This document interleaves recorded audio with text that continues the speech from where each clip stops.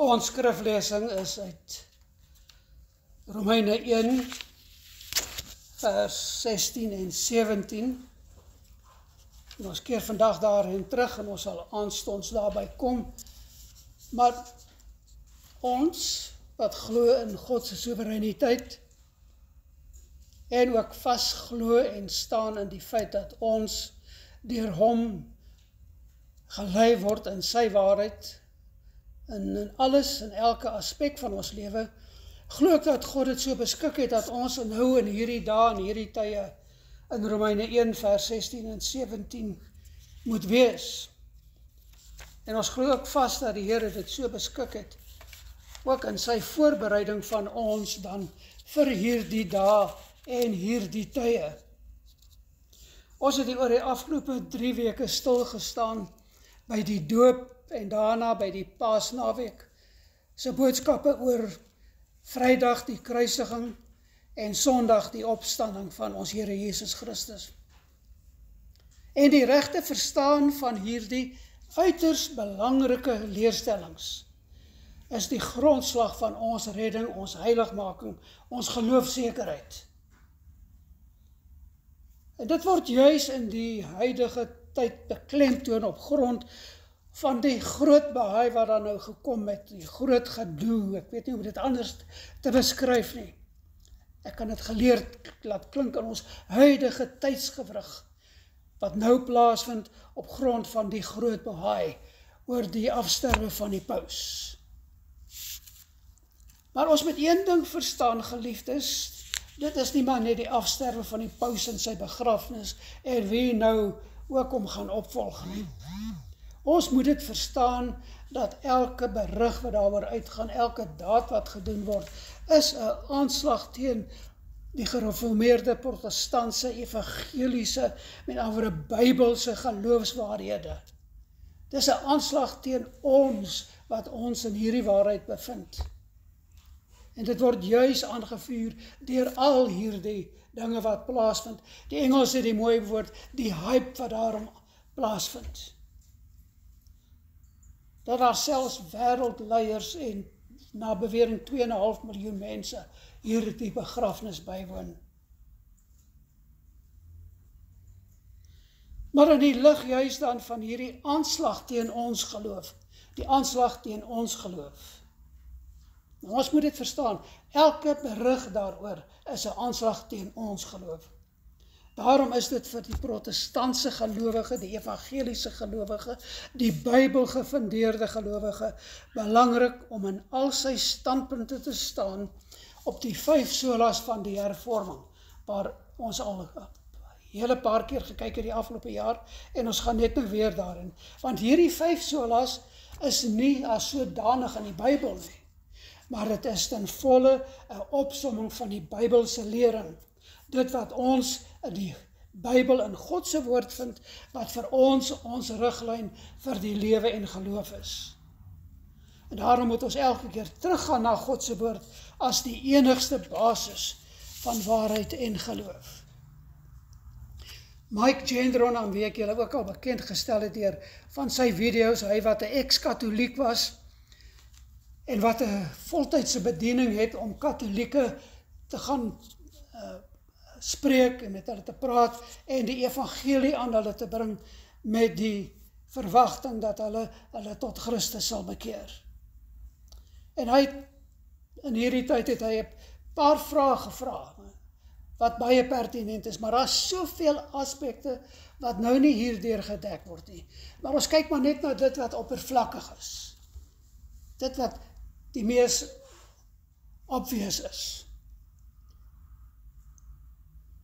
En ek wil dit maar net hier inbring, want dit is vir ons belangrik dat ons moet verstaan hoekom ons nie katolies is nie, of katoliek is nie. Ons moet dit verstaan, ons moet dit weet. En nou is my vraag, kan elkeen van ons onsself dan in 'n gesprek met die katolieke, kan ons onsself verdedig? Kan ons woord gestand doen en sê, maar dit is hoekom ons nie is nie. En ek kyk net na hierdie paar aspekte. En een van die eerstes wat hy noem is dat, waarom is die hele stelsel van die pausdom en die kardinale en al daar die ander menigvuldige ampte wat daar bestaan, en wat almal hulle eie posisies en klede en paraphernalia het, hoekom word dit nêrens in die Nuwe Testamentiese geskrifte gemeld nie? Hoekom is dit nie in die Nuwe Testament nie? Hoekom is die paus nie in die Nuwe Testament nie? Kom ons stroop dit af tot daar. En een ding wat ons moet verstaan, dat die hele boodskap van Christus en sy kerk en die evangelie is dit. En dit is dat, dit is eenvoudig in struktuur en opset. Dit is eenvoudig. Dit is totaal 180 grade weg. Is dit nou reg of nee? Ja, 180 grade weg van wat in die katholieke kerk aangaan. Nêrens word daar 'n hiërargiese struktuur genoem of voorgeskryf wat enigsins soos die Rooms-Katholieke kerk lyk nie. Aanhaling, Christ alone holds supreme and unshakable authority over his church. Dis nie die paus nie. Daar is nie 'n paus elders gegee in hierdie wêreld nie. Daar's die gemeente met die leiers en die predikant waarvan die predikant een is. No human office, no, not the decree of a pope, the decisions of a council, or the power of earthly rulers can displace the true head of the redeemed. The church does not stand upon the frail wisdom of men, but upon the living reign of Jesus Christ, who shepherds, sustains, and rules his people by his word and spirit. In every age, believers are called to lift their eyes above earthly thrones, to rest on their hope in the one who reigns forever, crowned with glory and honor at the right hand of God. Nêrens is daar voorskrifte vir die oordadigheid in klere, geboue, versieringsartefakte, seremonies of rituele nie. Nêrens nie. Inteendeel, ek dink ons moet hier ook noem dat baie van daardie goed wat wel gewys is, eintlik verskriklik ontstellend is, omdat dit so duidelik demonies is.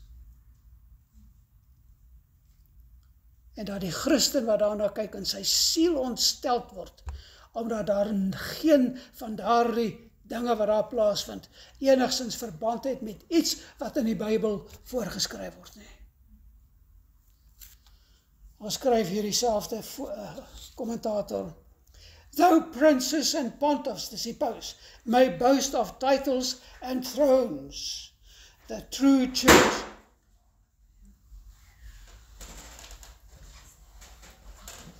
church is known not by outward pomp, but by its living fellowship with Christ. Ek wil weer hier herhaal. Though princes and pontiffs may boast of titles and thrones, en ons het gesien, die paus is voortdurend op sy troon. The true church is known not by outward pomp, nie deur hierdie oppervlakkige gedoente nie, but by its living fellowship with Christ. It is founded not upon the frailty of men, but upon the unchanging grace of God. To be numbered among this holy company is not granted by office or dignity or pomp or enige soets nie, but by a heart renewed through faith, kept in the hand of the Almighty unto salvation. Ek vertrou u verstaan daardie boodskap, geliefdes, daardie deel van die boodskap. En as Petrus dan die eerste paus was, soos die Rooms-Katholieke kerk beweer, hoekom skryf hy wat Petrus is in 1 Petrus 5 vers 1, ek vermaan die ouderlinge onder julle, aan die gemeente, ek wat 'n mede-ouderling. Hy sê nie ek is die opperouderling, of ek is die paus of die biskop of enige iets nie, ek is 'n mede-ouderling, 'n getuie van die lyde van Christus, wat ook deelgenoot is van die heerlikheid wat geopenbaar sal word, en hou as herders toesig oor die kudde. Vers 4, en wanneer die opperherder verskyn, die opperherder, sal julle die onverwelklike kroon van heerlikheid ontvang. Dit wil sê by die wederkoms. Petrus sou nie in hierdie beskeidenheid geskryf het as hy die paus was nie. Ons weet vir een ding, die huidige paus en die voriges sou ook nie in hierdie eenvoudigheid en nederigheid geskryf het nie. Maar Petrus, 'n apostel van Jesus Christus, wat nooit enige prominensie aangedui is dat hy dit kom het deur Christus nie. Hy sê, ek vermaan die ouderlinge onder julle waarvan ek een is. Net 'n ouderling in die gemeente, niks meer nie. En dan die volgende vraag, waarom het ons Here Jesus Christus sy apostels dan bestraf en vir hulle die ware goddelike perspektief in Matteus 20 gegee, nadat 2 van hulle sy moeder vir hulle 'n spesiale posisie wou beding? Kyk nou Matteus 20 vers 25 en tot 28. Maar Jesus het hulle naam toe geroep, die seuns, en gesê, julle weet dat die owerstes van die nasies oor hulle heers, en die groot manne oor hulle gesag uitoefen. Dis wat in die wêreld aangaan. Maar so moet dit nie onder julle wees nie. Maar elkeen wat onder julle groot wil word, moet julle dienaar word. Ons het dit verlede keer ook beklemtoon. Net soos die seun van die mens nie gekom het om gedien te word nie, maar om te dien en sy lewe te gee as 'n losprys vir baie. En Jesus het gesê, doen wat ek doen. Hy het nie met 'n engele skaar en groot gedoen en trone en majesteit en al hierdie glorie gekom nie. Dink maar net daaraan. En watter eenvoud en nederigheid is hy gebore? As dit van die pausdom afgehang het, kan julle dink, hoe sou dit dan gewees het? Die volgende, as Petrus die aangewese leier was, hoekom lees ons in Lukas 22, dat die apostels juist hieroor gestry het? Hulle het met mekaar 'n debat gevoer, wie van ons is die grootste, wie gaan die belangrikste wees? Lukas 22 vers 24, en daar het 'n twis onder hulle ontstaan, oor wie van hulle die grootste moet wees. En hy, Jesus het vir hulle gesê, die konings van die nasies heers oor hulle, en die wat gesag voer oor hulle word weldoeners genoem, maar so moet julle nie wees nie. Maar die oudste onder julle moet word soos die jongste, en wie 'n leier is, soos een wat dien. Met ander, daar is nie rang onder julle nie. Moenie stry oor wie is belangrik nie. Daar is soveel vrae wat gevra kan word, as ons dan nou kyk wat aangaan. En ons moet dit weet, geliefdes. Afgesien van die feit dat alles wat ons sien en hoor en beleef dalk ook in ons midde, as daar katholieke rondom ons is, ons sit hier met ons bure hier langs aan ons. En ons het verlede Sondag gesien hoe ver hulle parkeer het hier voor ons. En wat blykbaar 'n feit is dat die Rooms-Katholieke Kerk besig is om te groei. Dat hulle meer en meer word. En volgens getalle het hulle in Engeland nou vir die eerste keer meer as die Anglikaanse Kerk geword. Onthou die Anglikaanse Kerk wat onder Hendrik die 8ste weggebreek het van die Katholieke. En toe het hulle die Anglikaanse Kerk gevorm. Waarvan die paus nie die hoof is nie, maar die koning. En ongelukkig is die huidige koning van Engeland na die hoof van die Anglikaanse Kerk, wat self 'n onmoontlike posisie is, 'n onbeskryflike ramp is. Maar ons moet dit verstaan. Dis juis hierdie dinge wat ons in ons geloof wil aanvat en die fundament van ons geloof, die basis van ons geloof wil skud. En daarom moet ons verstaan wat aangaan. En daarom moet ons verstaan dat die katholieke nou juis aangevuur deur hierdie gebeure en aangevuur deur die prominensie van die blootstelling wat hulle kry deur die televisie en die koerante en al daardie dinge, en nog gaan kry met die verkiesing van die nuwe paus, asof dit voorgeskryf word in die Bybel. Hulle gaan kom met 'n aanslag en hulle doen dit reeds. en hulle vat die gelowiges aan. En ek wil nou vir julle sê, ek het afgelope week verskeie kort videoetjies gesien, waar 'n Rooms-Katholieke, wat hy ook al is, priester of semi-paus of kardinaal, wat ook al, waar hulle sê, maar die evangeliese kerk sê dit, die protestantse kerk sê dit, maar as ons na die geskiedenis toe teruggaan, of as ons na die tradisie van die kerk kyk, dan, maar ons geliefdes, ons geloof is nie op die geskiedenis of die tradisie gebou nie. Ons geloof is in die woord van die Here. Ons moet weet dat die Bybel is ons bron van waarheid en niks anders nie. Dan is dit ontstellend om te verstaan dat wanneer die paus op sy troon gaan sit het en hy 'n dekreet uitgevaardig het, dan is daar die dekreet, en ek praat van al die eeue, vanaf die 3de eeu wat die eerste paus was. Vanaf daardie tyd tot nou is het paus ex cathedra gespreek het, vanaf sy troon gespreek het dit groter autoriteit as die Bybel gehad.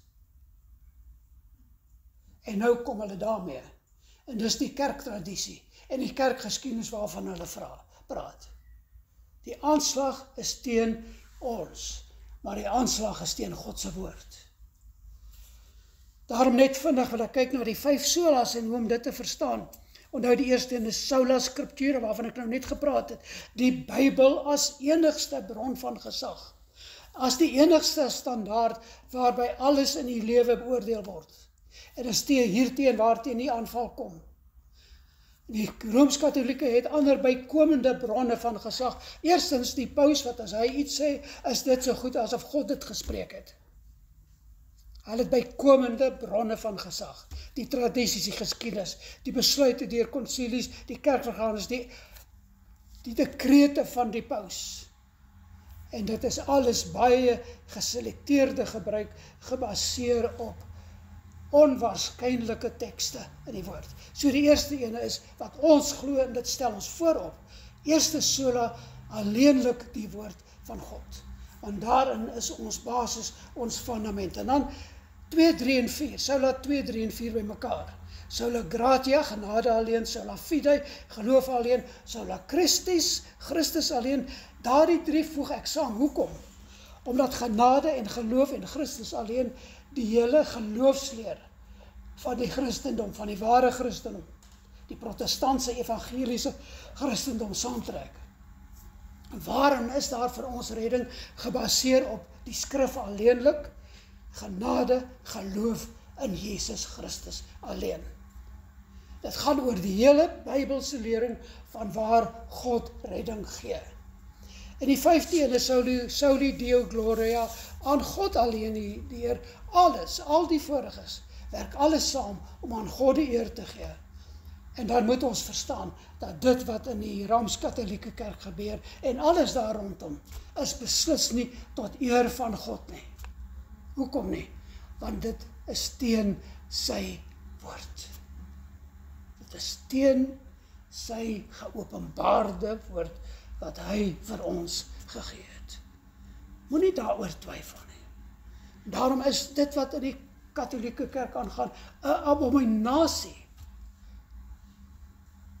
'n skrikwekkende ding vir ons en vir God 'n ding wat totaal sy afkeuring geniet.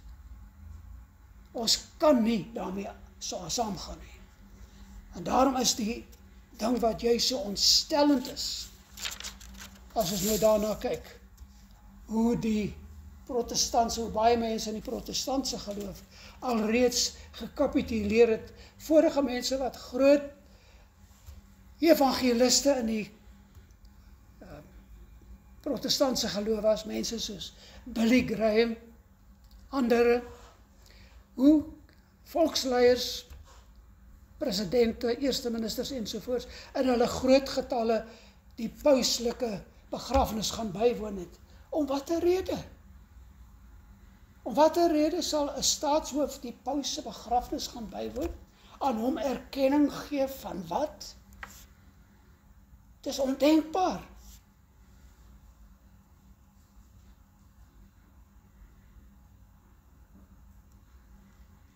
En daar het hulle gesit in hulle getalle.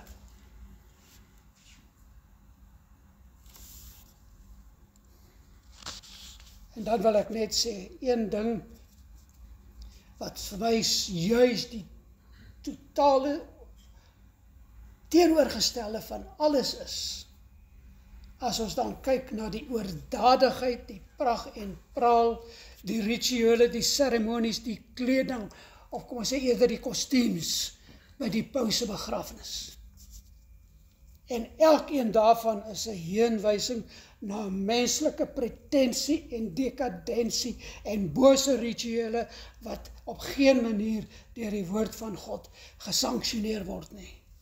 Niks, daar is geen swem daarvan in God se woord nie.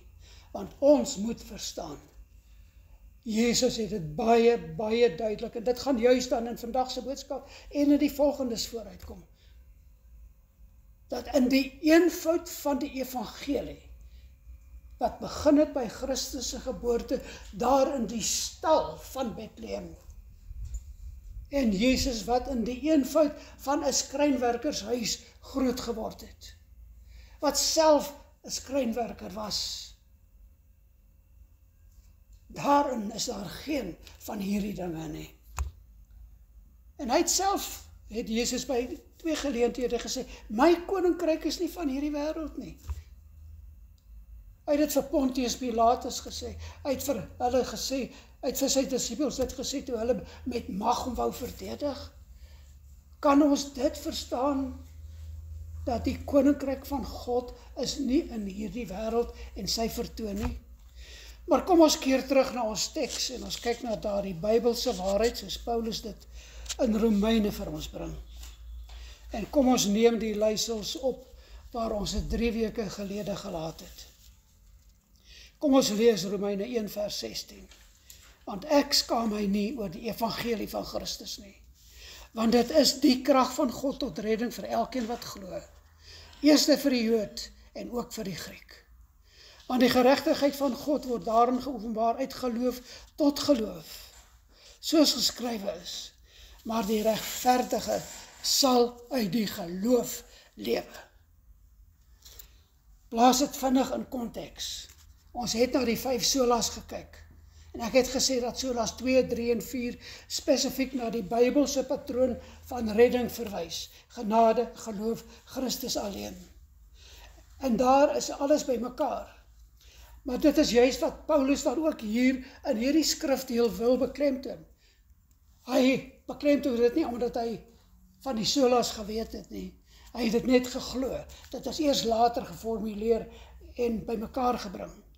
Maar hy beklemtoon dit juis in hierdie skrifdeel, die Bybelse patroon van redding.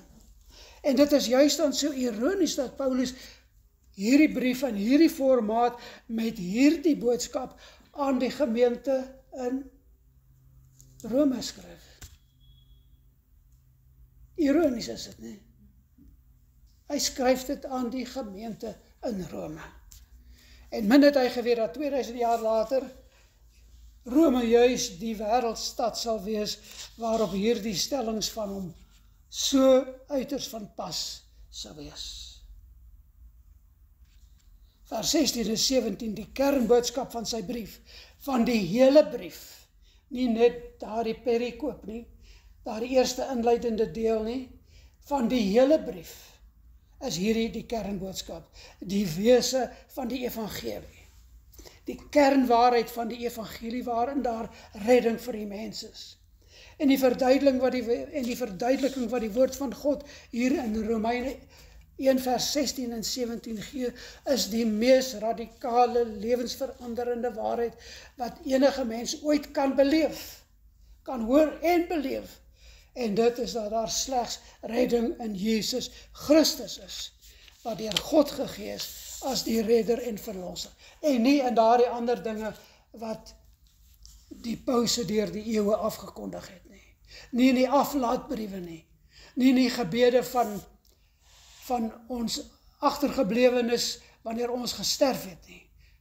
Nie terwyl ons daar in purgatory die vagevuur wag, om uit die vagevuur uitgebid te word tot in die hemel nie, want daardie dinge bestaan nie.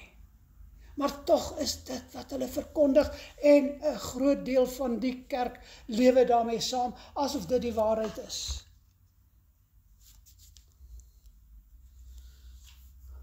En verlede keer het ons gesien, Paulus sê in vers 16, ek skaam my nie oor die evangelie nie. En ons keer vandag net vir 'n kort rukkie daarna terug, want daar is so baie om daaroor te sê, maar ek wil juis in die lig van die inleidende deel weer daarna teruggaan. En ons weet dat Paulus self ongelooflik baie swaar gekry het. Hy het ontsaglik baie beproewinge en vervolging en al daardie dinge belewe, teëspoed belewe. Maar ten spyte van daardie lang lys van teëspoed en beproewing kon niks hom ooit onderkry nie. Niemand kon Paulus ooit intimideer nie. Hy is nooit ontmoedig deur kritiek nie, want hy stel dit baie duidelik, hy dien 'n groter, hoër saak as wat die godsdienste en die godsdienstiges van alle eeue, sluit al die pause in, ooit geproklameer het. Vir Paulus gaan dit oor die enkelvoudige waarheid dat slegs die evangelie van Jesus Christus tot redding kan lei. En nou moet ons sê, maar hoekom het God nie gesorg dat daar nou 'n Paulus is wat hierdie Rooms-Katholieke kan aanvat nie? Wat vir hulle presies kan sê met apostoliese gesag dat dit is wat die waarheid is. Wel, God hoef dit nie te gedoen het nie. Hy het dit nie gedoen nie. Want geliefdes, in elke gelowige wat hier op hierdie aarde rondloop, is daar iemand wat 'n Rooms-Katholiek op die waarheid kan wys. En dit is julle, dit is ons. Dis elke ware protestant wat glo in die waarheid soos hy geopenbaar is in God se woord. So daar is miljoene Paulusse wat hier rondloop. Is God dan nie ontsaglik genadig nie? Maar dan mag ons nie maak asof dit wat daar gebeur, maar net verby ons gaan en ons gaan aan met ons gewone lewe. As ons nie standpunt inneem, ook in ons gesprekke teenoor mense wat neutraal staan, mense wat dit goedkeur, mense wat dalk selfs katolies is, dat ons sal standpunt inneem en sê, dit is nie God se waarheid nie.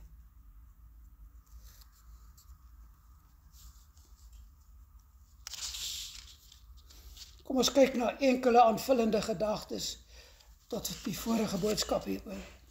Onthou, die woord skaam is epaiskounomai, om so deur skaamte oorweldig te word, dat 'n mens niks kan doen nie, want dit lê jou lam. Okay, dis wonderlik. Hoekom is die protestantse kerk dan so stil? Hier is 'n unieke geleentheid om te sê, dit is nie die waarheid volgens die geopenbaarde evangelie nie. Hoekom is die protestantse kerk so stil? En watter prediker ergens in hierdie wêreld? Hoeveel van hulle? Ek weet daar is.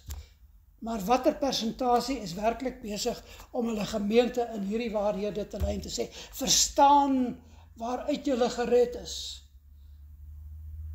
Maar as die hervorming nie deur God se genade plaasgevind het nie, sou ons almal wêreldwyd vandag in trane gesit het, ons paus is dood. Waarvan het die God die Vader ons nie gered nie? Daarom kan ons nie stil bly nie.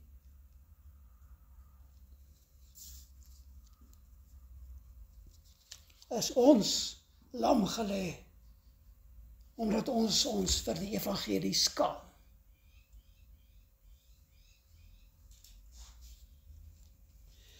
En Paulus impliseer dat die wat 'n ander evangelie glo, skaam is oor die eenvoud van die evangelie van Jesus Christus. Dis die implikasie. Ek skaam my nie, sê hy. Maar daar is mense wat hulle skaam. Ek is nie beskaamd oor die evangelie nie, en by implikasie sê ek is nie beskaamd oor my rol om te versprei nie. Ek is ook nie beskaamd oor die feit dat ek reeds daarvoor gelei het nie. Maar is ons bereid om dieselfde te sê?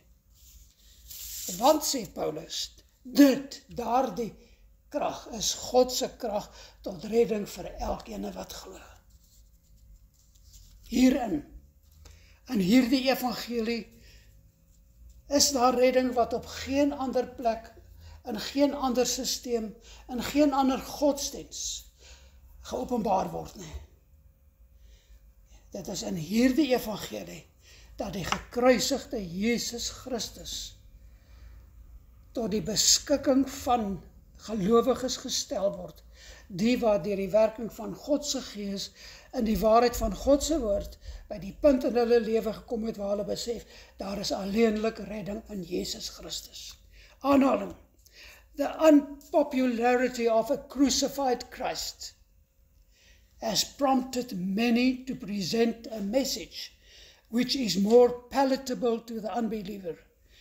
But the removal of the offense of the cross always renders that message ineffective. An inoffensive gospel, 'n evangelie wat niemand beskaamd maak nie, is also an inoperative gospel. Dis nie 'n evangelie wat werk of krag het nie. Hy kan nie red nie. Thus Christianity is wounded most in the house of its friends. Die afvallige kerk bied 'n evangelie aan wat vir hulle aanvaarbaar is. En daarom is dit in hulle woordeskat om die evangelie van Jesus Christus en daardie strakheid van die dood aan die kruis en die liggaam wat gegee is en die bloed wat gevloei is en wat gedenk word deur die nagmaaltafel en wat gedenk word deur die doop, om daardie woordeskat te versag en nie oor sonde te praat wat die oorsaak van die evangelie is nie. En nie ook sonde in verband te bring met die heiligheid wat God van die mens verwag om voor hom te verskyn nie, of weer met hom versoen te word nie. Nee, ons praat net oor die liefde, en ons praat net oor die dinge wat vir ons aangenaam is, en wat ons hier in hierdie wêreld lekker bemoedig, en ons eet lekker koek saam, en ons doen al die lekker dinge, maar moenie praat van die sonde en die dood nie, en die kruis nie. Nee, nie dit nie.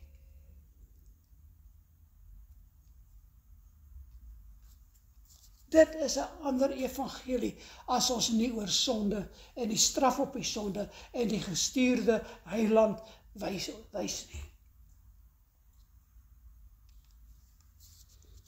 Johannes 8 vers 44 sê Christus baie duidelik. En dit is wat ons standpunt moet wees. Julle is kinders van die duiwel. Hy is julle vader. En julle wil doen wat julle vader wil hê julle moet doen. Hy was van die begin af 'n moordenaar. En hy staan nie aan die kant van die waarheid nie, omdat daar geen waarheid in hom is nie. En wanneer hy leuntaal praat, is dit volgens sy aard, want hy is 'n leuenaar en die vader van die leuen. Van wie praat hy hier? Die kinders van die duiwel, Satan. En op grond hiervan, as ons hierna kyk, as ons hierdie waarheid toepas, geliefdes, dan moet ons nou duidelik vir mekaar sê, dat die gebou wat hier langs aan ons is 'n Satanskerk. En dit mislei die mense.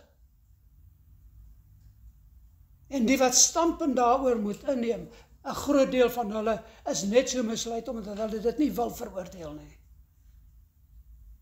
En hulle neem deel aan al die parades en al die dinge wat in die naam van Satan gedoen word. En nou, binne die volgende paar dae gaan daar nou 'n nuwe opperherder vir Satan gekies word. En die hele wêreld gaan weer inkoop. Verstaan ons die aanslag van die bose, van Satan, teen die waarheid waarin ons glo. En ons moet dit verstaan. Want dit is nie die evangelie van Christus nie. Dit is 'n ander evangelie. Dit is, inteendeel, Satan se evangelie. En 'n groot deel van die kerk gaan voort met hulle misleiding. En enigeen wat teen die dwaling waarsku, word afgelag, afgekraak, terwyl Satan al die valse leerstellinge in die kerk indra. En ons moet een ding verstaan, sy doel is om die hart van die evangelie te ondermyn. Hierdie evangelie van redding alleen, geloof alleen, Christus alleen. Dis waaroor die groot stryd gaan, geliefdes.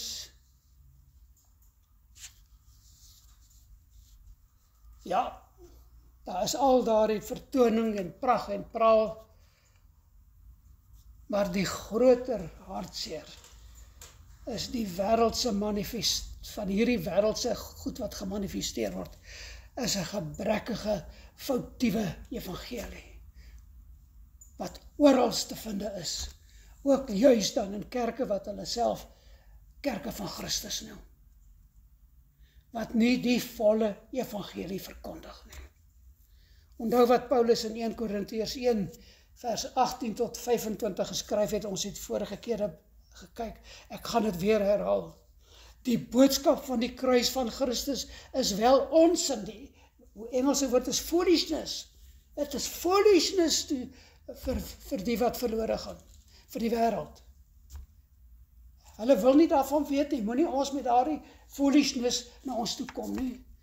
Moenie met daardie onsin ons tyd kom ons nie. En dan sê maar vir ons wat gered word, is dit die krag van God. Presies herhaal hy wat hy in Romeine 1 vers 16 en 17 sê. Daar staan tog geskrywe, gaan Paulus voort. Die wysheid van die wyses sal ek vernietig. Die geleerdheid van die geleerdes sal ek tot niet maak. Waar is die wysgeer van hierdie wêreld nou? Waar is die skrifgeleerde? Waar is die slim woordvoerder? Het God nie die wysheid van die wêreld tot onsin gemaak nie? Het hy nie reeds gewys, dit is foolishness nie? Dit was die bedoeling van God in sy wysheid, dat die wêreld nie deur geleerdheid tot kennis van God sou kom, dis nie daarin nie. Daarom het God in sy goedheid besluit om deur die prediking wat vir die wêreld onsin is, die te red wat glo. Met ander woorde, die verkondiging van die ware evangelie. Daarin is daar redding. Dan sê hy, die Jode vra wondertekens. Dis wat die Jode voortdurend gevra. Maar wys vir ons 'n teken. We doen 'n wonderwerk hier voor ons, dat ons kan sien dat jy waarlik van God is. Dit is wat hulle gedoen het.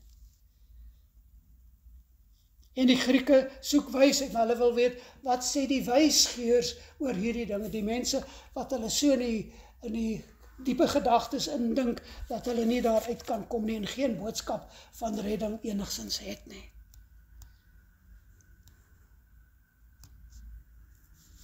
Maar ons verkondig Christus wat gekruisig is.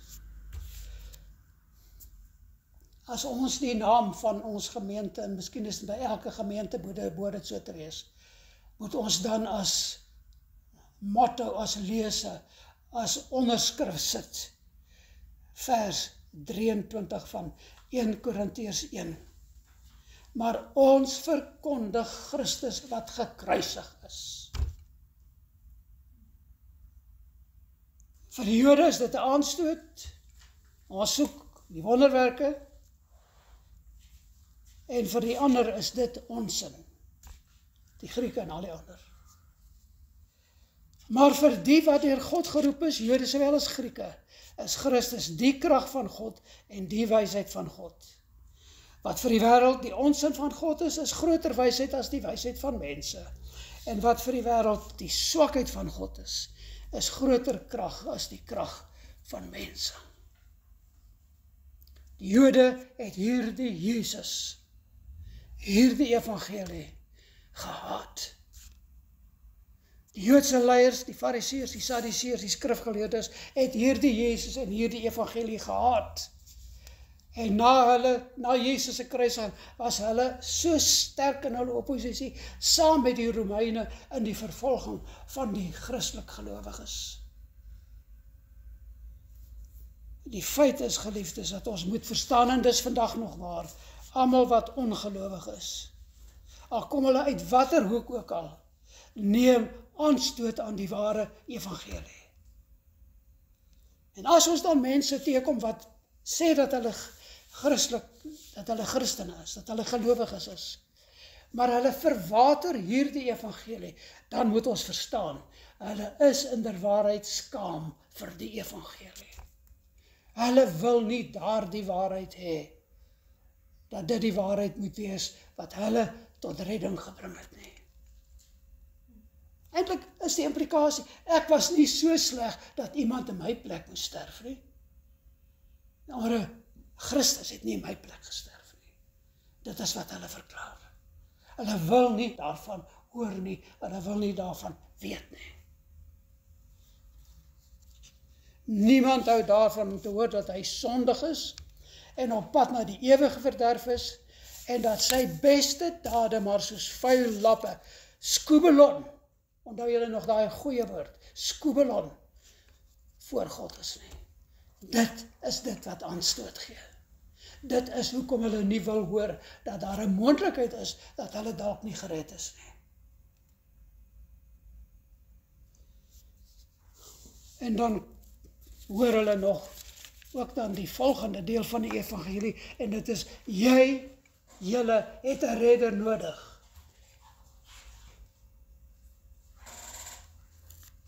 En dan sê ek weer, dink dan daaraan.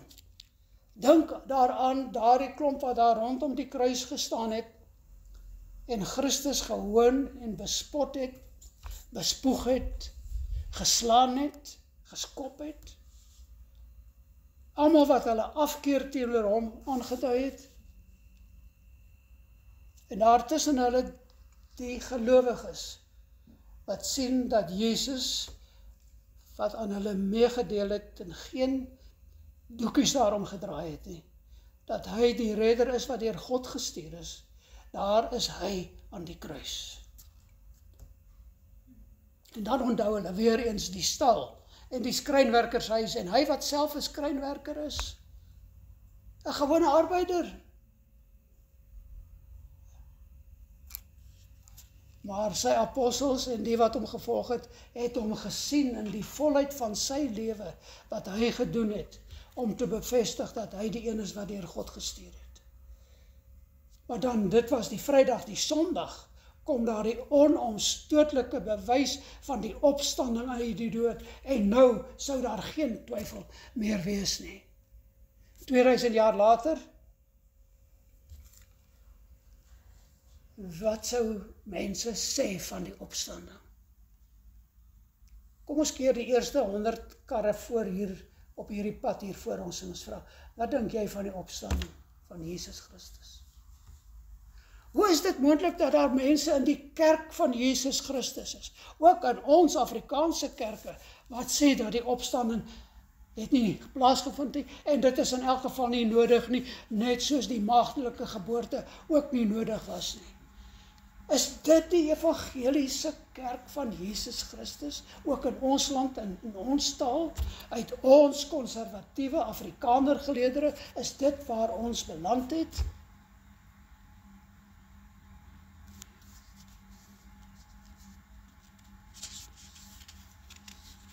Vir die kerk wat nie behoorlik in die skrif gefundeer is nie, vir hulle wat maar net 'n dun laagie Christelikheid het, en dis nie Christelikheid reg, dis meer net godsdiens.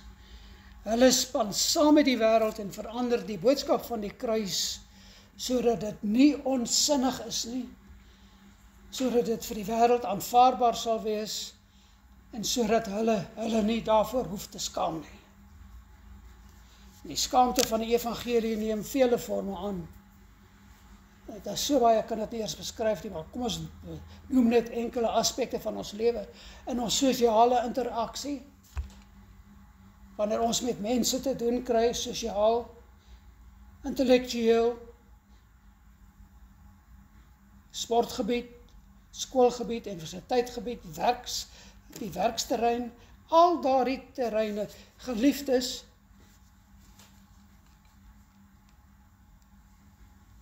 is ons seker dat ons nie skaam is vir die evangelie nie.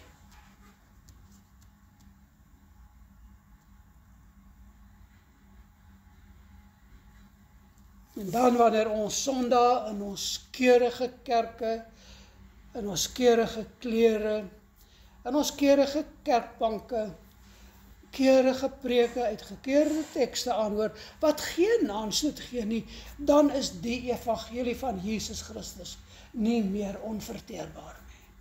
Dan hoef ons nie daaroor te skaam nie. Maar, sê Paulus, hierdie onvervalste, onverdunde evangelie dit is die een waaroor ek my nie skaam nie. Dan vra 'n mens die vraag af, wat is dan nodig om die kerk van Jesus Christus terug te roep na die punt waar Paulus hier skryf, ek skaam my nie oor die evangelie nie. Miskien is vervolging en swaar kry en beproewing dan weer nodig. En ongelukkig is hier nie onder ons dorpie katakombes, sover ek weet nie, dat ons daar kon gaan skuil wanneer ons as gelowiges by mekaar kom nie. Of dat ons met groot oordeel op plekke by mekaar moet kom, sodat ons nie die aandag trek van owerhede nie. Soos wat daar in soveel westerse lande nou besig is om te gebeur nie. Maar in een van ons, juis ons kernlande, oorspronglande, wat ek het ook al kan noem, is dit nou, as jy op sekere plekke gaan staan en net stil staan en jy oë sluit, dat jy gearresteer kan word omdat jy dalk bid.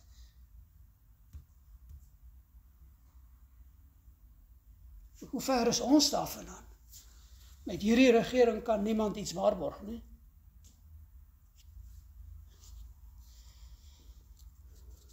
Paulus sê in 1 Korintiërs 3 vers 18, niemand moet homself mislei nie. As een van julle dink dat hy volgens die maatstaf van hierdie wêreld 'n wyse man is, moet hy dwaas word, sodat hy werklik 'n wyse mens kan word. Want die wysheid van hierdie wêreld is dwaasheid by God. Daar staan tog geskrywe, hy vang die slimmes met hulle eie slinkse planne. En op 'n ander plek, die Here ken die gedagtes van die wyse mense en weet, dit beteken niks. Die evangelie van Christus keer die hele wêreld onderste bo. Dit wat vir die wêreld belangrik is vir God onbelangrik. God word nie beïndruk met die simbole, statussimbole, al daardie simbole en paraphernalia van ons tyd nie, en ook nie van die kerke wat hulle daaraan skuldig maak nie. En dinge so status en bankbalans, kwalifikasies, woonbuurte waar jy woon, motorskole, voorkoms ensovoorts, het geen waarde in die koninkryk van God nie. En dan weet ons ook dit. En dis waardeur elkeen van ons beproef gaan word. Wanneer ons op ons sterfbed lê, geliefdes, dan tel daardie dinge niks. Dan tel daardie dinge niks. Dan is al wat gaan tel, was die evangelie van Jesus Christus, jou waarheid.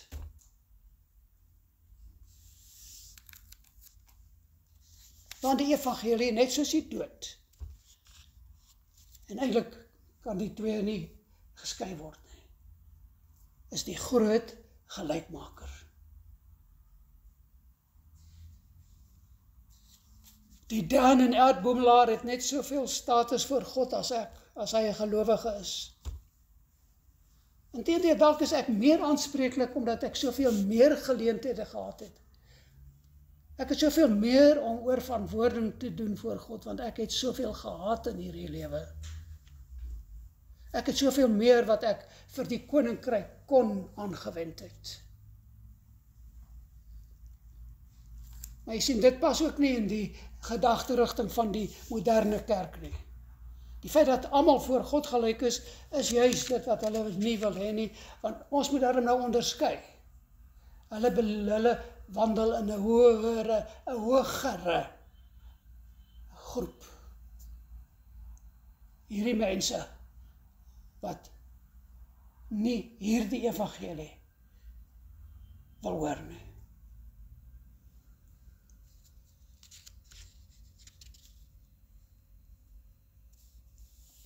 En ons moet een ding verstaan, dit waarvoor ons nou tans lewe, waarvoor ons onsself beywer, al die dinge wat ons nou bou, gaan eendag wat wees? Wat gaan, as ons nou 'n lys maak van al ons bates, wat gaan met daardie lys gebeur? Dan gaan 'n streep deurgetrek word. En dan gaan een woord staan, en dit is skubalon, trek. Dit het geen waarde in God se koninkryk nie.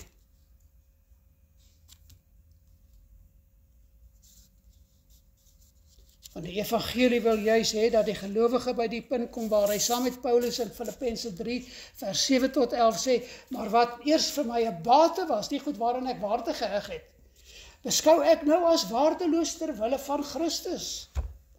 Ja, nog meer, ek kan verder gaan sê, ek beskou alles as waardeloos, want om Christus Jesus, my Here te ken, oortref alles in waarde.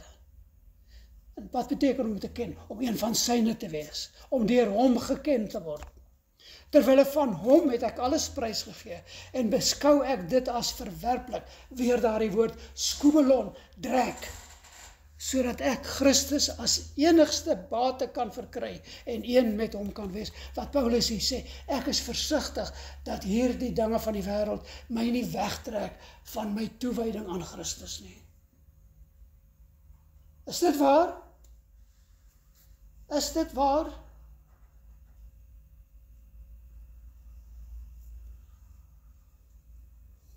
Sodat ek Christus as enigste bate kan verkry, en een met hom kan wees.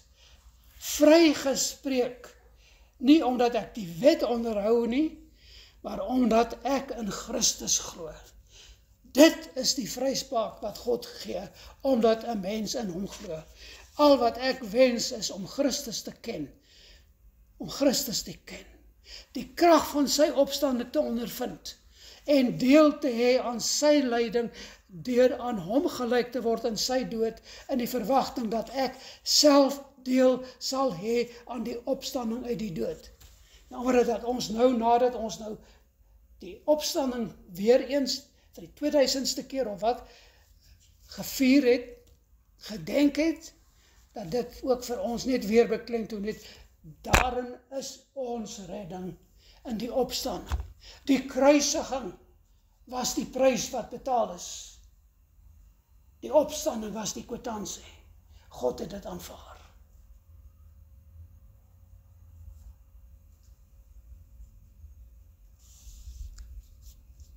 Miskien moet ons dit werklik doen. Kom ons maak 'n lysie. Maak 'n lysie van alles wat jy in die lewe het. Nou, ek weet, dit gaan nogal moeilik wees.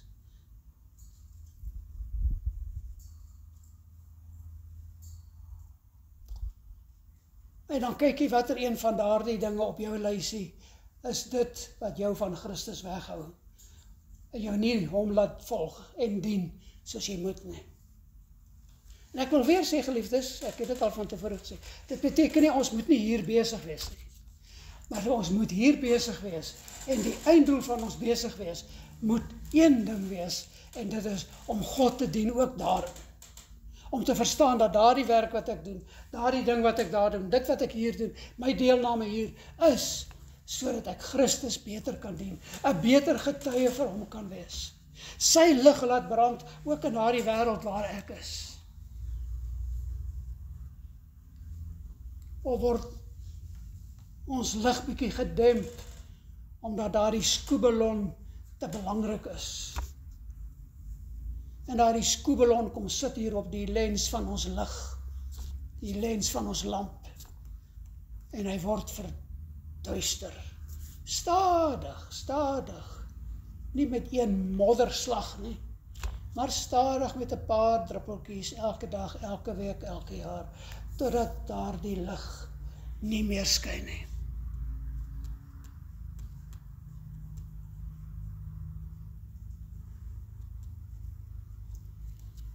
Is die voorreg wat jy het om Christus te ken, om deur hom geken te word, oortref dit alles vir jou in hierdie lewe.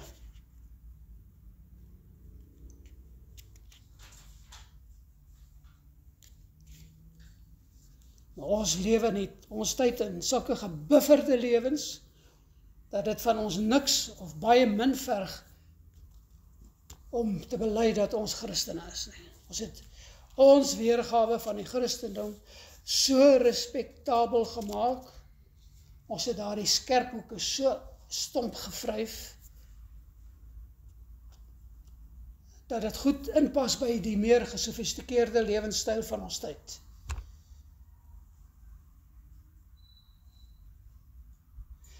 Ek het al gewonder, en dan dink ek aan elkeen van ons by name, as ons in Paulus se tyd gelewe het, hoe sou elkeen van ons gewees het? As ons in die volle konteks van daardie tyd moes gelewe het, daar te midde van die gelowiges, in hierdie nuut gevonde kerk, nuut gevormde kerk, die kerk van Jesus Christus, kerk wat geplant is deur die apostels en ander disippels. Hoe sou ons in daardie milieu ingepas het? Goeie vraag om te vra. En elkeen kan dit maar vir homself beantwoord.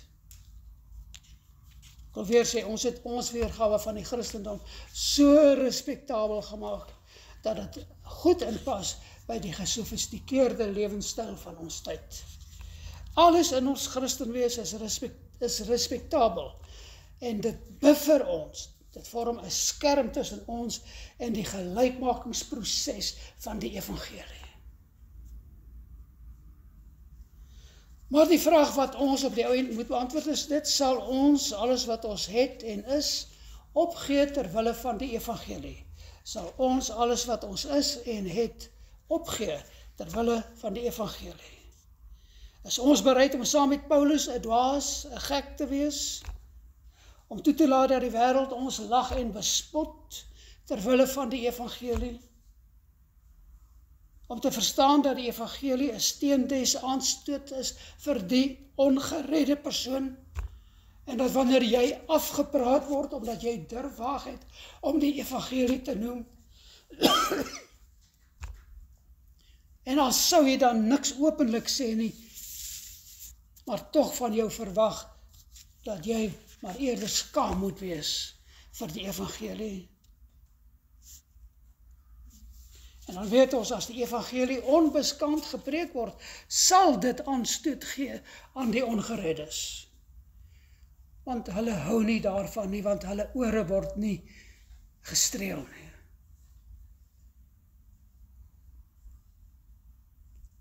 Want hy hou nie daarvan om te hoor dat sy geld, sy bates, sy invloed, sy status hom nie in 'n posisie van bevoorregting binne die kerk bring nie.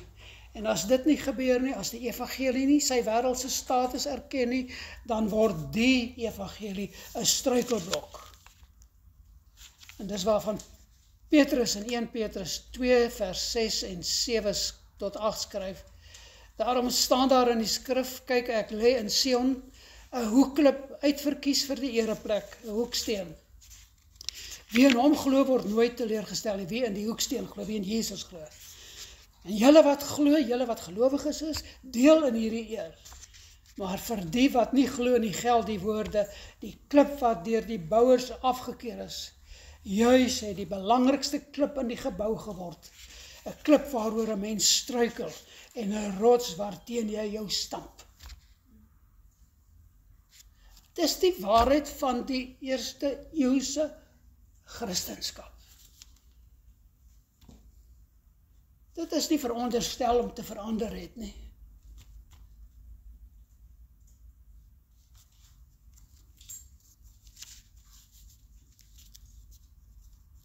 En ek dink daar is waarskynlik mense wat ons sal teken ook hier, wat sê ek skaam my nie vir die evangelie nie, wat bereid is om dit te sê, maar ek bid dat dit vir die regte rede sal wees.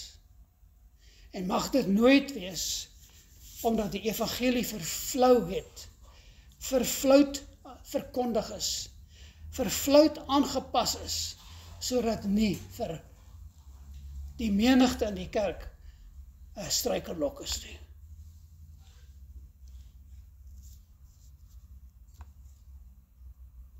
as ons onsself nie sien as 'n sondaar wat niks ooit verdien het nie, 'n sondaar wat nie in staat is om onsself te red nie, 'n sondaar wat slegs op die genade van God deur Christus kan staatmaak, daardie 3 solas, geliefdes, dan kan hy saam met Paulus sê, ek skaam my nie vir die evangelie van Christus nie. Dit is die krag van God tot redding van elkeen wat glo. En daarmee sluit ek af, geliefdes, dit is die hele evangelie. Daar is nie 'n ander evangelie nie. En daar is Christus, daar is sy dood vir ons sondes en die volle betaling vir ons sondes.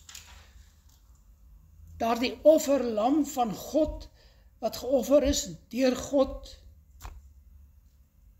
sodat daar vir die sondes van die mensdom wat hy uitverkies het betaal kan word. En sy opstanding uit die dood, wat die krag is, waardeur gelowiges se redding, heiligmaking en opstanding verseker word. Dit, geliefdes, is die krag wat lewe gee. Dit is die krag wat opwek uit die dood. En dit is, soos wat hy hier in hierdie tekstdeel ook sê, is vir die Jood en die Griek, vir almal, daar is geen onderskeid in terme van ras, kleur, taal, status, volksverband, taalverband, geen onderskeid nie. Dit is vir almal. Dit is die groot gelykmaker in hierdie wêreld. En ons het 'n rol om te vervul daarin. En ons kan begin. En mag dit waarlik elkeen se beginpunt wees om te sê, ek skaam my nie vir hierdie evangelie nie. Amen. Ons dankie Vader vir hierdie woord. Ons dankie daarvoor. Maak dit die woord wat ons lewens beheers. Nou, vandag, vorentoe. Tot en met ons sterwe, waardeur ons in u teenwoordigheid gaan wees, of dan tot en met u wederkoms, waardeur u gaan kom, om die gelowiges te kom haal. O Here, maak ons sterk tot en met daardie tyd.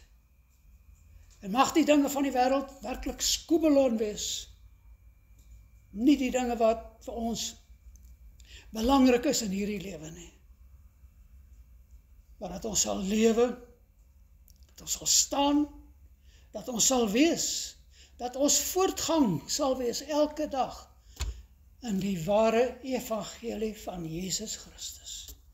En daarin alleen, o Vader, wees ons genadig en help ons om daarby te kom, om so te wees en so te lewe, tot die eer en verheerliking van God alleen.